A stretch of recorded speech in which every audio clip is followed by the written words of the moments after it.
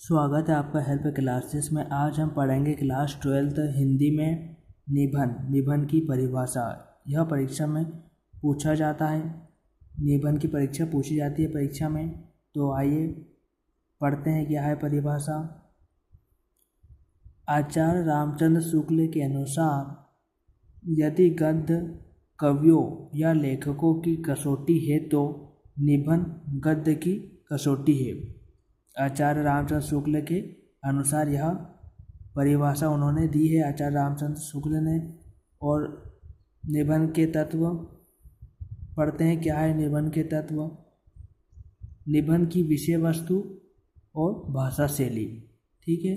और निबंध के प्रकार भी पढ़ लेते हैं।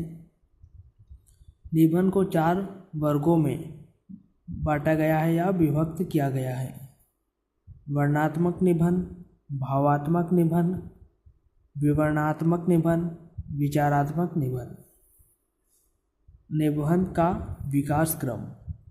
हिंदी निबंध साहित्य का विकास आधुनिक काल में ही हुआ है। इसके विकास क्रम को 4 युगों में बांटा गया है। भारतेंदु युग, द्विवेदी युग, शुक्ल युग, शुक्लोत्तर युग, वर्तमान युग। तो आप इस प्रकार से निबंध की जितनी भी चीज़ें इनको याद कर लीजिए और परीक्षा में लिखकर नंबर प्राप्त कर सकते हैं आप अच्छे से। ये क्योंकि यह परीक्षा में पूछा जाता है, निबंध की परीक्षा में पूछी जाती है, ठीक है। आगे बढ़ते हैं। अब कहानी को पढ़ते हैं कि कहानी क्या है। कहानी की परिभाषा। कहानी गद्य की कथात्मक विधा है। एलन पो ने कहानी की परिभाषा इस प्रकार दी है। किसने दी है? एलन पो ने। यह जो हम परिभाषा पढ़ रहे हैं उसको।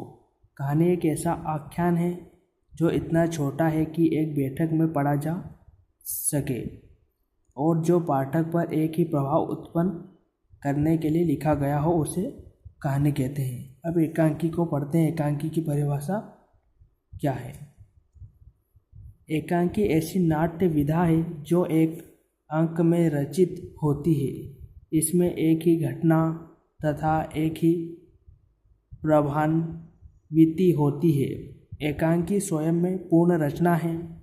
एकांकी के प्रकार जानते हैं।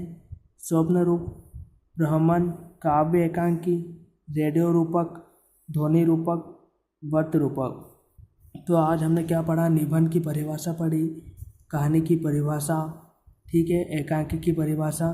तो आप इनको याद कीजिए क्योंकि ये परीक्षा में आ सकते हैं और ये निबंध तो परीक्षा में आया हुआ भी है और ये एकांकी की परिभाषा भी परीक्षा में आ सकती है। तो आज की वीडियो में इतना ही। धन्यवाद।